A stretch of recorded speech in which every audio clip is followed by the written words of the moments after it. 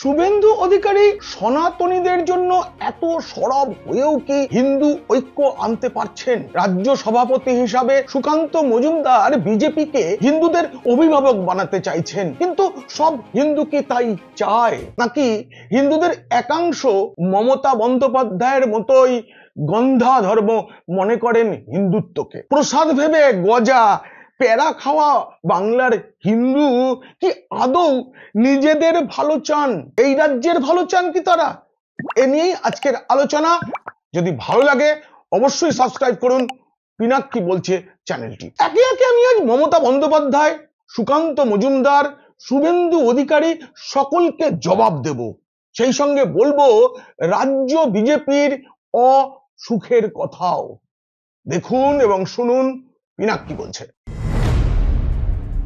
প্রথমে বাঙালি হিসাবে লজ্জা প্রকাশের পালা।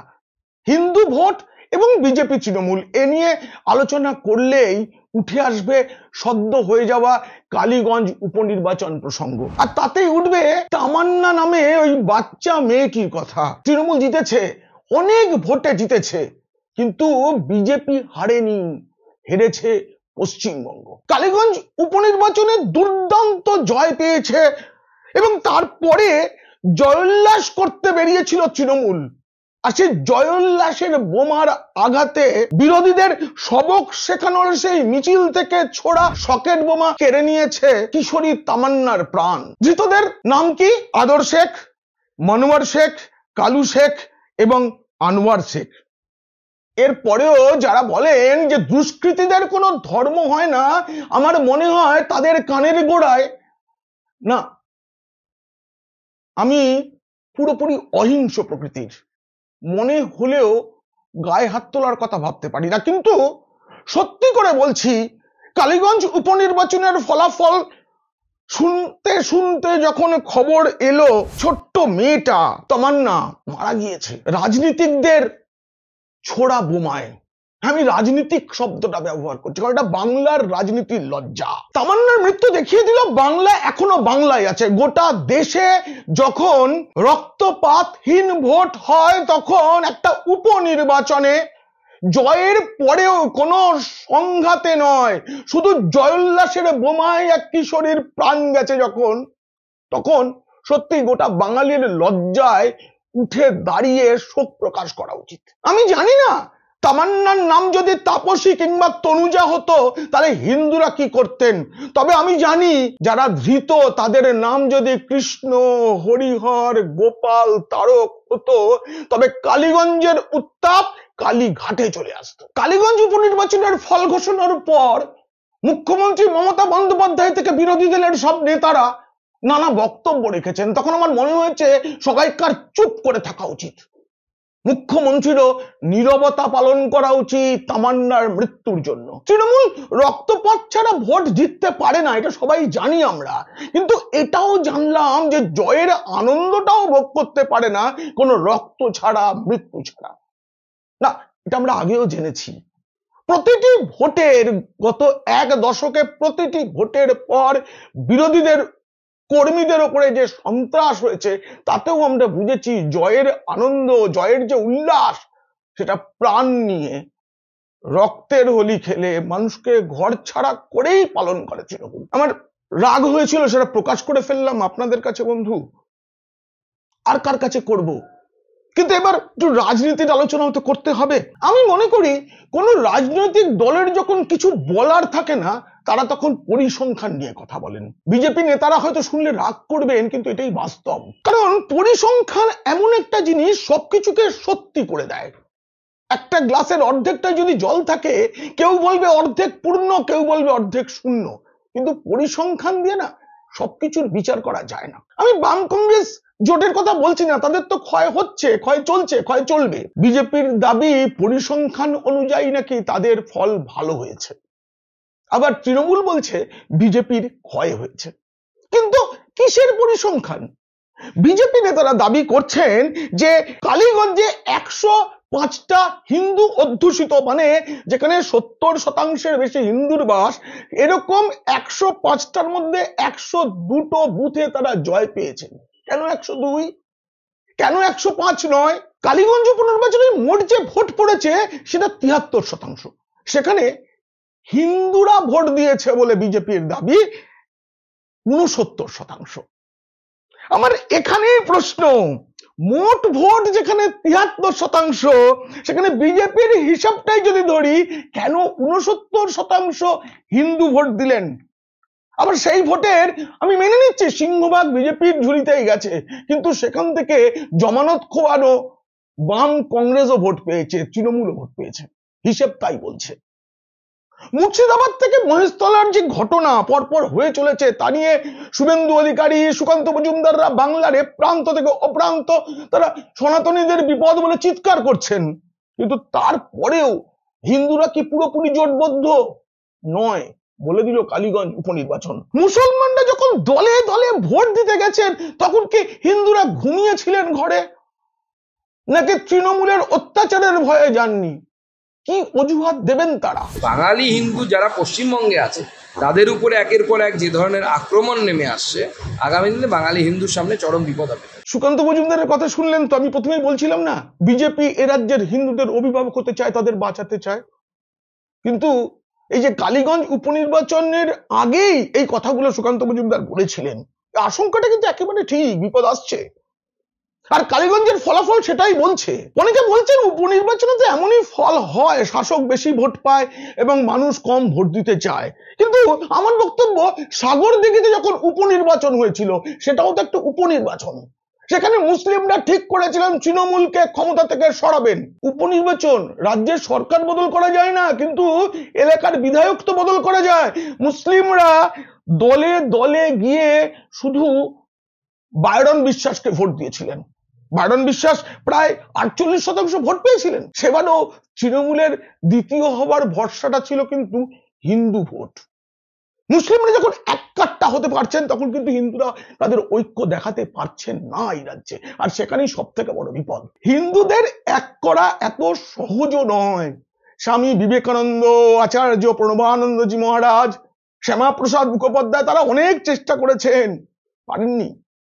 এখন শেষ সময় এসে দাঁড়িয়েছে, এবং তাতেও বাংলায় যে 67% হিন্দু ভোটার, তার মধ্যে শেকু আছে, মাকু আছে, পাকু আছে, যারা ভোট তো দেবেনই না, উল্টে তারা নানা কারণে নানা কিছুতে তারা খুঁত খুঁজবেন।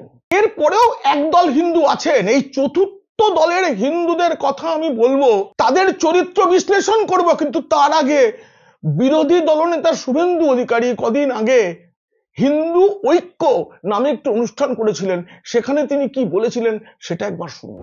আমরা পশ্চিম বাংলায় এখন 65%, আর মাত্র হাতে গোনা কয়েকটা বছর, তারপরে আমরা 50-এর নিচে নেমে যাব।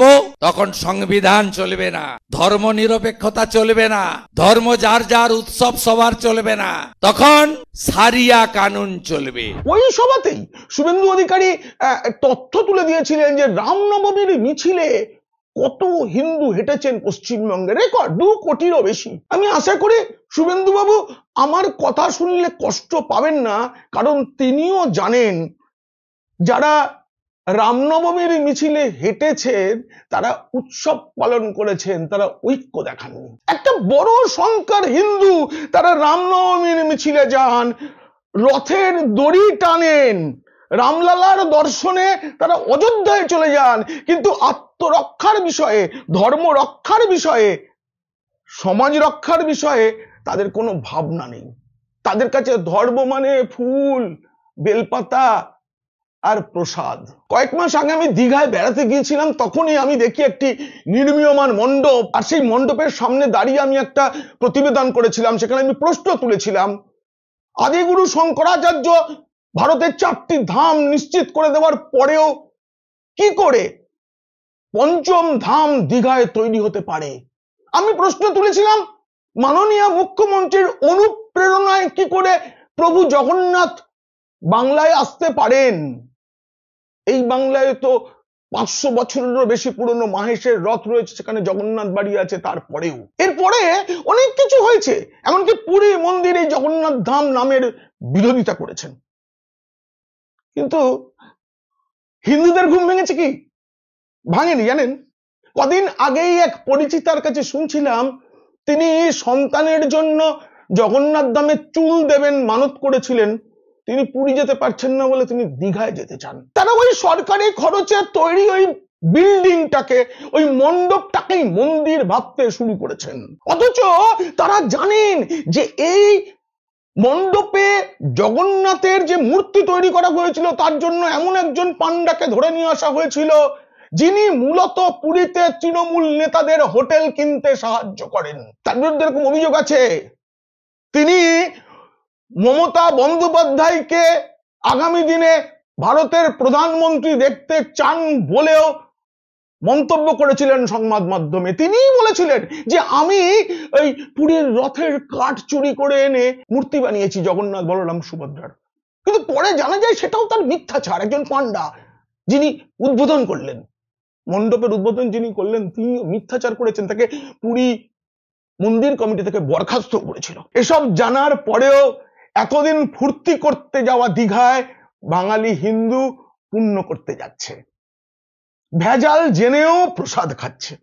আমি প্রসাদকে কেন ভেজাল বললাম, না না না, তার মধ্যে যে ময়দা তেল মিষ্টি মেশানো হয়েছে সেটাকে বলছি না। হিন্দুরা জানে কি প্রসাদ কথার অর্থ হচ্ছে কৃপা, ঈশ্বরের প্রসাদ লাভ করা মানে ঈশ্বরের কৃপা লাভ করা। ঈশ্বরকে যে নৈবেদ্য দেওয়া হয়েছে তার মধ্যে ঈশ্বরের স্পর্শ এবং কৃপা আছে, সেইটা ভেবেই তাই গ্রহণ করা। বাঙালির নাম অতুল প্রসাদ, শ্যামা প্রসাদ, এই যে দেবপ্রসাদ, এইসব নামের পেছনের যে প্রসাদটা সেটা নকুলদানা, বাতাসা, প্যারা, গজা, খিচুড়ি নয়। এই প্রসাদ ঈশ্বরের কৃপা। তো বাড়ি বাড়ি রেশন দোকানের মারফত যেটা বিলি করা হচ্ছে তার মধ্যে ঈশ্বরের কৃপা কোথায় আছে একটু বলতে পারেন? বাংলাকে ঈশ্বর কৃপা করলে বাংলারা যে দুরবস্থা হয়। কিন্তু বাঙালি হিন্দুর কাছে না মহাপ্রসাদের মহোৎসবের খিচুড়ি আর মিড ডে মিলের মধ্যে কোনো ফারাক নেই। তারা বুঝতেও পারছে না এই যে প্যাকেটে করে বাড়িতে আসছে প্যারা গজা ছবি, এটা আসলে আর একটা ভাতা, ভোট কেনার ভাতা। এটা ভাবার মতো না মেধাই বাঙালির একাংশের নেই।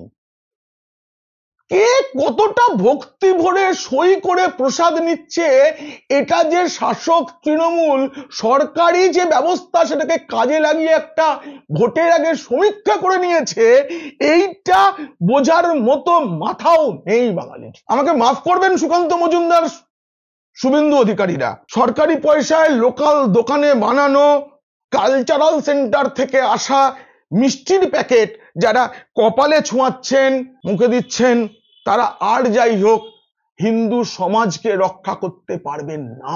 তারা হিন্দু সমাজকে রক্ষা করার জন্য এগিয়ে আসবেন সেটা এখনো পর্যন্ত ভাবাটাই পাগলামি। এরা রাজ্যকেও ভালোবাসেন না। দেখুন এই রাজ্যে বকেয়া দিয়ে দেওয়া যাচ্ছে না, কোনো চাকরি বাকরি নেই, চরম আর্থিক দুরবস্থার মধ্যে পড়ে সম্প্রতি 4000 কোটি টাকা ঋণ নিয়েছে পশ্চিমবঙ্গ সরকার, তার মধ্যে 42 কোটি টাকা খরচ করে।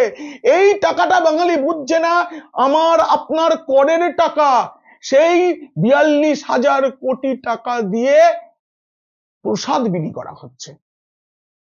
কে দিচ্ছে টাকাটা? হিটকো, যার আবাসন বানানোর কথা সে প্রসাদ বিলি করছে। রেশনের মাধ্যমে মানুষকে অল্প পয়সায় চাল ডাল তেল নুন দেওয়ার কথা, সেখানে ডেকে ডেকে প্রসাদ দেওয়া হচ্ছে, সই করিয়ে নেওয়া হচ্ছে। বাঙালি বুঝতেই পারে না এত এত গালভরা প্রকল্প আসলে তাদের নিজেদের পয়সাতেই। বাঙালি প্রসাদ ভেবে যে খাজা গজা বিনা পয়সায় পাওয়া যাচ্ছে, আসলে নিজের পয়সায় না বুঝেই কপালে ঠেকাচ্ছেন। বদহজমের ভয়টাও নেই। এই আলোচনা যদি ভালো লাগে তবে বন্ধুদের শেয়ার করুন, আর খারাপ লাগলে শত্রুদের। ভালো থাকবেন।